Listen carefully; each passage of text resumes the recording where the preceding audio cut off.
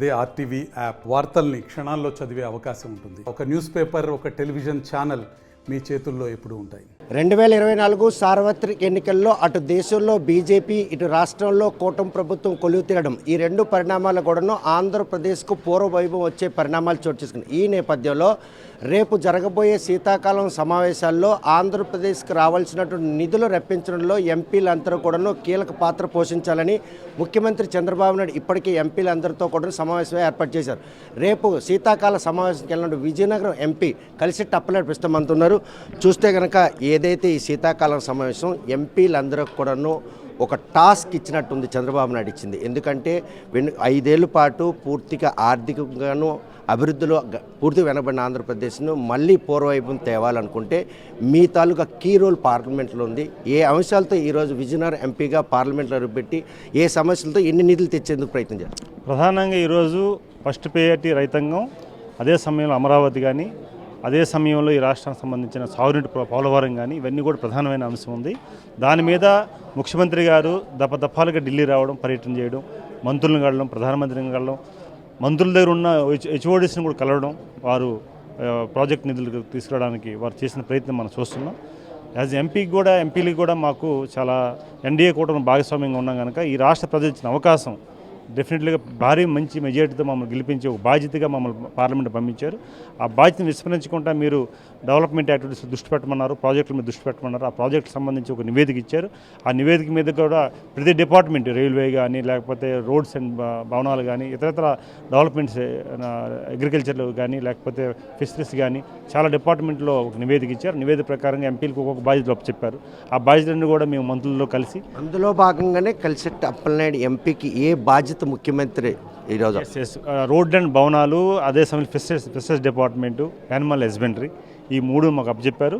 ఆ 3 కూడా ఖచ్చితంగా ఆ మంత్రిగా కలిసి ఈ జిల్లాకు కానీ, ఉత్తరాంధ్రకు కానీ, అలాగే ఈ రాష్ట్రానికి కానీ ఏ ప్రాజెక్టులకు అవసరమో ఆ ప్రజాప్రతినిధులు సూచనల మేరకు, అలాగే ప్రజలు కోరిక మేరకు, ప్రజలు ఏదైతే ఆలోచిస్తున్నారో ఆ ఆలోచన ప్రకారంగా ఆ డెవలప్మెంట్స్ కోసం నివేదిక తయారు చేస్తున్నాం. డెఫినెట్లీగా ఈరోజు రేపు మనకి ఆల్రెడీ మీటింగ్ ఉంది ఎంపీలు ఢిల్లీలో, కూటమికి సంబంధించిన మీటింగ్ ఉంది. ఆ మీటింగ్ కూడా అటెండ్ అవుతున్నాం. మీటింగ్ అవి ఏ విధంగా చర్చించాలి, రేపు పార్లమెంట్లో ఏ విధంగా డిస్కస్ చేయాలి, ఏ అంశాల మీద లేవనెత్తాలి, ఏ ప్రాజెక్టులు మనకు అవసరం, ప్రయారిటీ ప్రాజెక్టులు ఏమి, మిడిల్లో ఏముండాలి, లాస్ట్లో ఏమి అడగాలి, ఇవన్నీ కూడా డిస్కషన్ జరుగుతుంది. గౌరవ ముఖ్యమంత్రి గారు డైరెక్షన్ ఇచ్చారు. ఆ డైరెక్షన్ ప్రకారం కూడా ఆల్ ఎంపీస్ కూర్చుంటాం, ఎన్డీఏ కూటమి ఎంపీస్ కూర్చొని దాని మీద డిస్కస్ చేస్తాం, తెలియజేసుకుంటాం. చూస్తే ప్రస్తుతం విజయనగరంలో గిరిజన యూనివర్సిటీ నిర్మించిన గత ప్రభుత్వం శంకుస్థాపన చేసింది. ఈరోజు ఆ యూనివర్సిటీ కన్నుండి తరలి వెళ్లేందుకు కార్యాచరణ రూపొందిస్తున్నారు విద్యాశాఖ మంత్రి, ఐటీ శాఖ మంత్రి నారా లోకేష్. ఈ విషయంలో మీరు అడ్డుపడతారా, లేకపోతే అడ్డుకునేందుకు ఉద్యమం చేస్తారా? అసలు అది ఆలోచనకి లేదు. వారే మాకు చెప్పారు గిరిజన యూనివర్సిటీ సంబంధించి 100% అక్కడ అవ్వాలి. ముఖ్యమంత్రి గారు కూడా జీవో ఇష్యూ చేశారు. ఖచ్చితంగా ఫుల్ఫిల్ అవ్వాలి. గతంలో ఏదైతే వాళ్ళు ఎంపిక చేశారు, యాక్చువల్గా వారు ఎస్కోట్లో ఎంపిక చేశారు గతంలో టీడీపీ టైంలో చంద్రబాబు నాయుడు గారు ముఖ్యమంత్రి ఉండగా. వీరు వచ్చి ఇక్కడ మన గజపతి నగరం అండ్ ఆ బార్డర్లో చేశారు. కానీ ఈ స్థల సేకరణలో ఉన్నటువంటి అనిశ్చితనే ఈరోజు ఆందోళన. యూనివర్సిటీ అయితే మాత్రం విజయనగరం జిల్లాలో నిర్మించడం అనేది కరెక్టే. 100% ఉంటుంది. ఆ ఏ ప్లేస్లో చేశారో గౌరవ ముఖ్యమంత్రి గారు స్పష్టంగా చెప్పారు. ప్లేస్ మనకి ఇంపార్టెంట్, ఎందుకంటే ప్రాజెక్ట్ ఆవిడ ఇంపార్టెంట్, ఏ ప్లేస్లో పెట్టడం ఇంపార్టెంట్ కాదు. వారిలాగా మనం ఏదో మార్చవిచ్చే పరిస్థితి లేదు, అక్కడే నిర్మాణం చేయమన్నారు. దాని సమస్య స్పష్టంగా కూడా ఆల్రెడీ పాలకవర్గం కూడా త్వరలో రాబోతుంది. డెఫినెట్లీగా కన్స్ట్రక్షన్ అవుతుంది.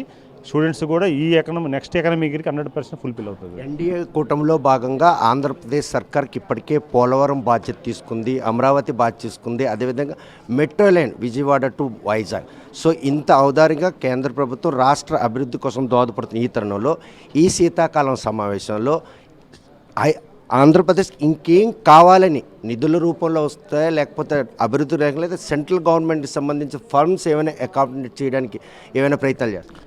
ముఖ్యమంత్రి గారు చాలా అవగాహనతో ఉన్నారు. ముఖ్యమంత్రి గారి మీద మంచి పరపతి ఉంది. ఎందుకంటే చంద్రబాబు నాయుడు గారు అంటే ఒక మనకు తక్కువ జిల్లాలకు ముఖ్యమంత్రి కాదు, ఆయన ఉమ్మడి రాష్ట్రం ముఖ్యమంత్రి చేశారు. ఈ దేశంలోనే సీనియర్ ముఖ్యమంత్రి గారు వారు. అదే సమయంలో ప్రపంచం మొత్తం గుర్తింపు ఉన్న ముఖ్యమంత్రి గారు. వారికి విజనరీ ఉంది కనుక ఏ ప్రాజెక్టు అడిగితే వస్తుందో వారు తెలుసు.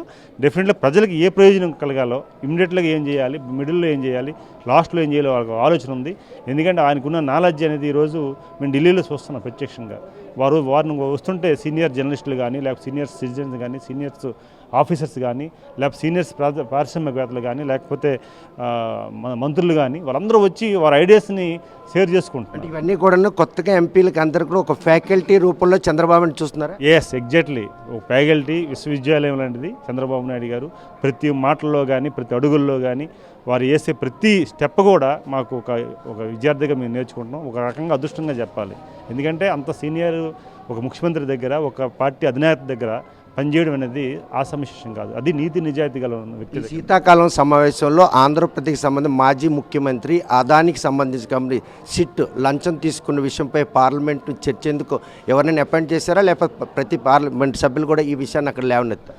డెఫినెట్లీగా లేవనెత్తను పక్కన పెడితే ఈరోజు ఒక ఆంధ్రుడిగా ఒక రకంగా బాధాకరమైన విషయం. ఎందుకంటే ఈరోజు చంద్రబాబు నాయుడు గారు అవ్వచ్చు, ఆ రోజు ఎన్టీ రామారావు గారు అవ్వచ్చు, ముఖ్యమంత్రిగా ఉండగా ఒక విజనరీ, ఒక ఆలోచన జస్ట్ ఆంధ్రప్రదేశ్లో ముఖ్యమంత్రి చేస్తున్నారంటే దేశమంతా చర్చించుకుండేది. అలాగే ప్రపంచంలో కూడా గుర్తింపు వచ్చింది తెలుగుదేశం పార్టీ వచ్చిన తర్వాత.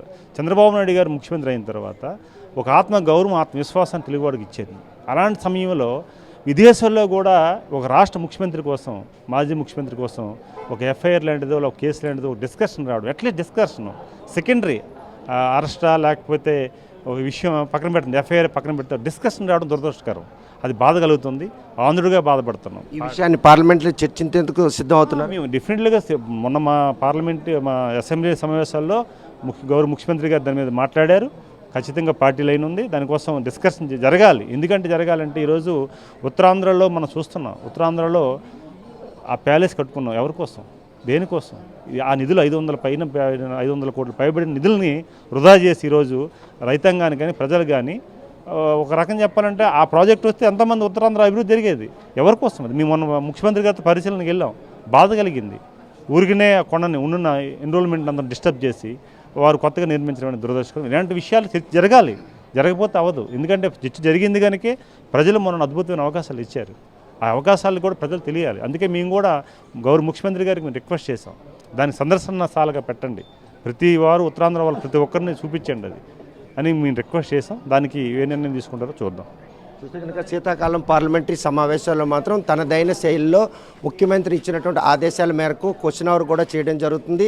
పార్లమెంట్లో ఏ విధమైన వ్యూహంతో ఎంపీలందరూ వ్యవహరించాలనే విషయాన్ని ఇప్పటికే ముఖ్యమంత్రి సజెస్ట్ చేయడంతో రాష్ట్రానికి కావాల్సినటువంటి నిధులు రప్పించడంతో పాటు కొత్త ప్రాజెక్టులు కూడా తమంతుగా కృషి చేస్తాం. అక్కడ పార్లమెంట్లో మాజీ ముఖ్యమంత్రి జగన్మోహన్ రెడ్డి పెట్టినటువంటి కేసు ఏదైతే ఉందో దానిపై కూడా చర్చిస్తాం. ఒక ఆంధ్రుడిగా ఆయనకి నేషనల్ స్థాయిలో ఒక ఫిర్యాదు రావడం మాత్రం మదన పడుతున్నారని, ఈ విషయంలో మాత్రం ఎట్టి పరిస్థితుల్లో కేంద్ర ప్రభుత్వం దృష్టికి మాత్రం ఈ విషయాన్ని తీసుకెళ్తామని గెలిచేటప్పలని స్పష్టం చేస్తారు. వీడియో జర్నలిస్ట్ రామకృష్ణతో సత్యం, RTV శ్రీకాకుళం. మరిన్ని వీడియోస్ కోసం ఛానల్ ని సబ్స్క్రైబ్ చేయండి. లేటెస్ట్ అప్డేట్స్ కోసం వాట్సాప్ ఛానల్ ని ఫాలో చేయండి. అండ్ లింక్ డిస్క్రిప్షన్ లో ఉంది.